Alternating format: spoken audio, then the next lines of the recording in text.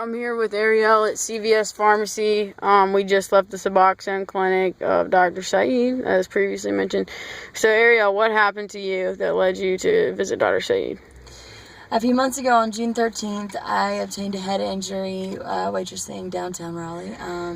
Anyways, a huge metal door clocked me in the back of the head and threw me into a pole, and I hit the ground when I fell, obviously.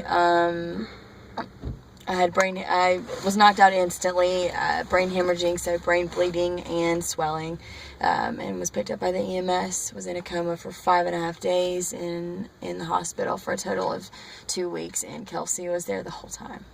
Okay, thank you for the shout out. And then, how has going to see Dr. Saeed helped you, as in, like, what was your progression, what happened, and how has she helped to save your life?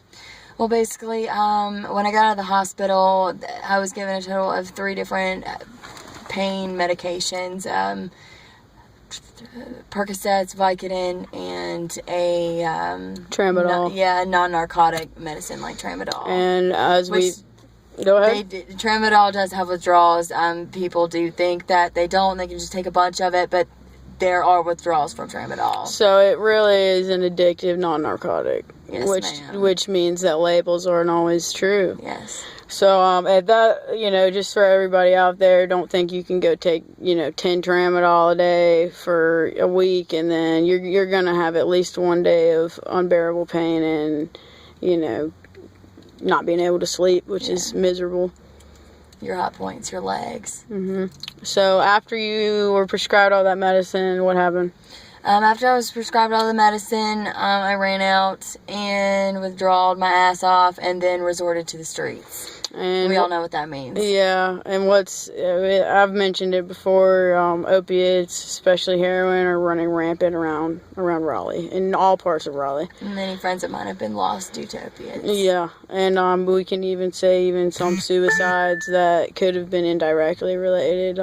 It's very difficult for both of us, but anyway, going off of that, so you turned to the streets and you decided you needed some help. What was your first visit to Dr. Saeed like? My first visit to Dr. Saeed, I think I had to do therapy that day. You have to do therapy every time you go, so I did my therapy, which is like you talk about stressors, ways to relieve anxiety and things like that without taking drugs.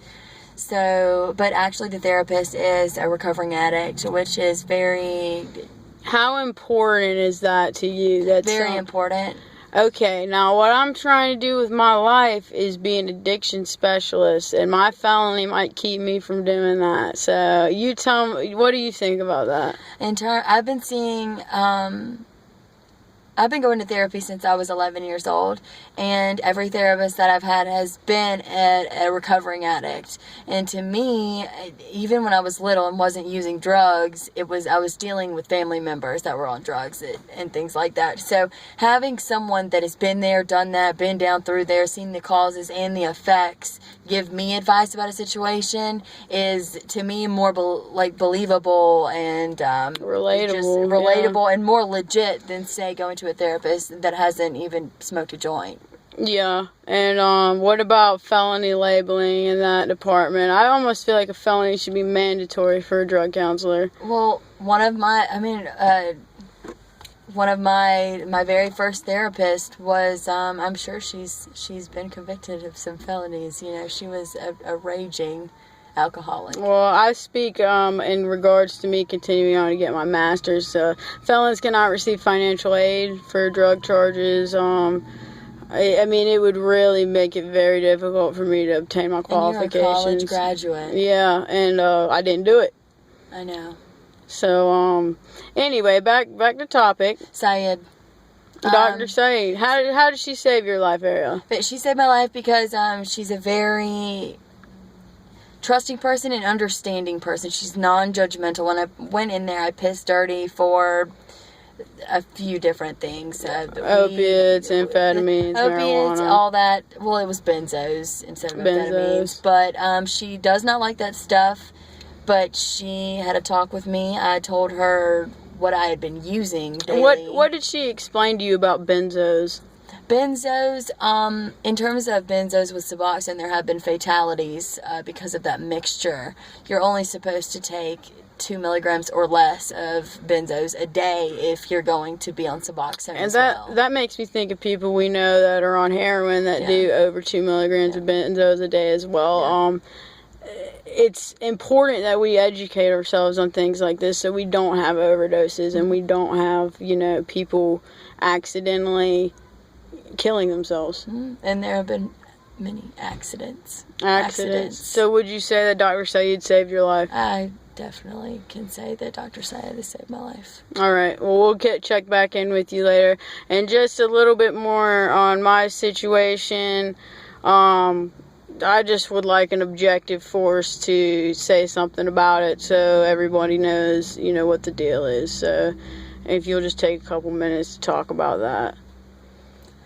Well, basically, when convicted of a felony, that you lose your right to vote, you lose your right for financial aids. You can't have guns. You can't bear arms. Even for nonviolent offense. And it's very hard to obtain a well-paying job. I'm talking something that you can live off of. It's hard. And Kelsey used to have a $35,000 a year paying job at 22 years old. With benefits. And because of this felony that she didn't do, has lost that job. I won't say directly because the felony, you were late for work, but it was right after her accident. It was very stressful too, having that conviction on not conviction, but the charge on my head. So I will say that did indirectly. I couldn't go to sleep at night. Yeah. So, and then... But Kelsey is trying to be a voice for the people. It's definitely something I believe in, and I think you do as well. I do. And another thing is, you know that I'm innocent. You were there the whole time. You know all the details. To explain a little bit about how, they use the little fish to catch the big fish, and about snitching and the repercussions of that.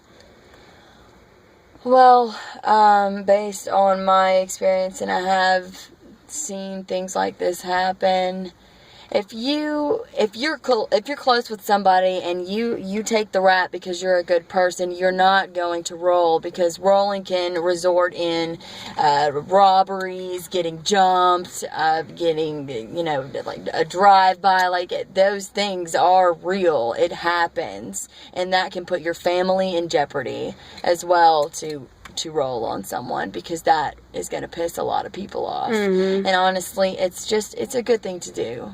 It's very noble of you to do this, Kelsey. I do feel like I'm making a self-sacrifice, but at the same time, this is giving me a platform to speak that I've never had before and never thought to use, and I'm really happy with all the people that are getting behind this. Eric Sutton from Smash Mouth and Bad Brains was the second person to follow me. I got a couple other people to shout out. I need to look up, and shout out to King Ashizi. Yeah. We just listened to one of your songs in the car, and it was banging. It was good. It was a good song, and everybody else has been getting on this board. Video. I will. I'll do that. Are you trying to holler? No. King, I'm gonna get you, man. Holla. No, I'm just kidding. Alright, so we're going to pick up your script. How much is it going to cost you with Medicaid? $3. Because Suboxone, the patent is still good on it.